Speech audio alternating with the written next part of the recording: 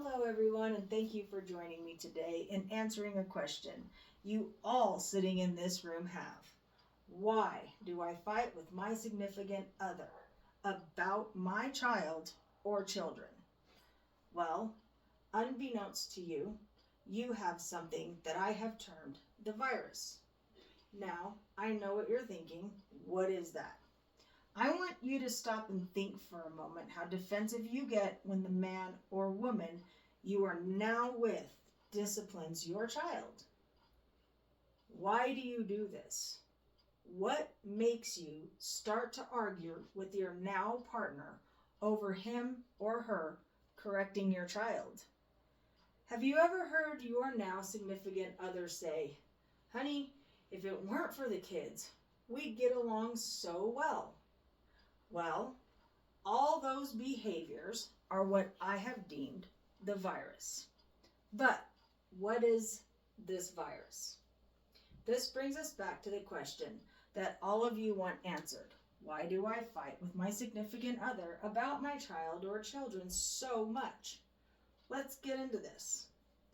Knowing about the virus will help you start to heal yourself from divorce trauma that you did not know existed. First, I must tell you, I had this problem too. I would argue and fight with my new boyfriend every time he would correct my son, discipline my son, or pretty much speak to him in any other way than just showing him love. When I would ask my son to pick up after himself, he would try and negotiate out of doing so. Don't your children do this? This would make my boyfriend get upset because, let's face it, my son was being disrespectful. However, when my boyfriend would go to back me up and say something to my son about the disrespect, I would jump in and defend my son's behavior, which would start a fight, even though I clearly should not have defended my son because he was being disrespectful and my boyfriend was only trying to support me. I only saw what I thought was an attack on my son. Let me give you an example situation and let's see if you've had something similar happen in your relationship that either happened like this or have had some form of similarity. Everyone close your eyes for a moment and imagine you're in the kitchen. You're making dinner and you hear from the kitchen your significant other ask your son or daughter or all of your children, "Didn't your mom ask you to pick up your things?" Now, they didn't yell at your child. They didn't speak to your children in a mean tone. Nothing. They simply asked if your child had done what you asked. Yet, you come out of the kitchen with this knot in your stomach and your defense is up, ready to argue with your other because they asked the question. Because how dare they ask your child anything? How dare they get involved in any way other than showing your child or children positivity and love? This defense you have, this knot in your stomach you get, this trauma-based feeling that overwhelms you, and then the reaction that you are about to put into action that leads to the argument you are about to have, these are all the things we are going to address today in the form of what I have termed the virus. To begin, first thing you need to understand is that after a divorce or separation, we all have residual trauma that we don't like to acknowledge. Before I termed this nasty little trauma the virus, I went through all of the problems that it causes because I didn't even know I had it or what it was. Let me explain. When I got divorced from my husband and I got into another relationship, I didn't realize, probably like most of you, that there is this guilt that we get psychologically. It's kind of like a mental crack that we end up projecting in the next relationship we enter. It creeps in like an unwelcome disease, and we don't even realize it's something that is destroying our relationship a little at a time. It is this feeling that kind of sits in your gut when you hear that new person you're with correct your child or even try to discipline your child. Why? Why do we get that defensive feeling towards the new person when in reality, actuality, they did not attack your child? In actual fact, if you really think about it, they were trying to support you. You did ask your child to pick up after themselves, yet they do not. You ask your children, go do your homework. They don't. You did ask your child, go get ready for bed. They threw a fit. It's at this point in time, your current partner who loves you, respects you, and cherishes you, sees them disrespecting you. And because they love you and they respect you, they try to have your back and tell your children to listen to you.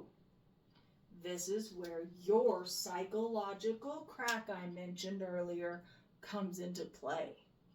This is where that knot in your stomach is born, and you don't see it as your other having your back, but instead attacking your child, and you explode.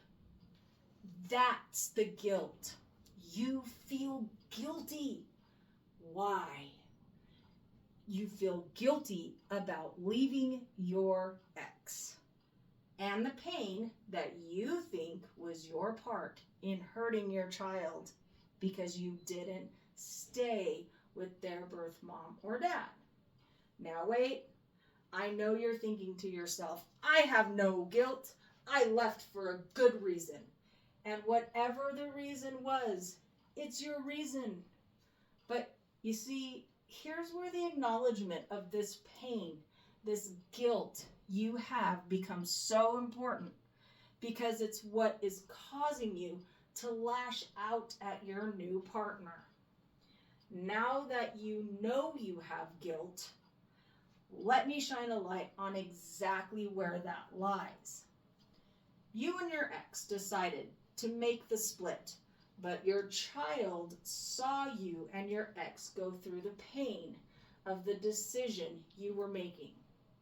Now, mentally, you made a note of this. In your subconscious, you feel it created a trauma for your child.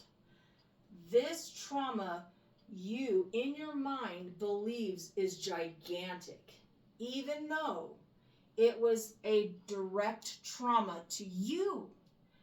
You must understand at this point, the reason of why you split doesn't really fall into relevance, because it was the emotions, the decision, and then the act of the split that made you say, this is so emotional, so traumatic for my child or my children that this trauma will last a lifetime.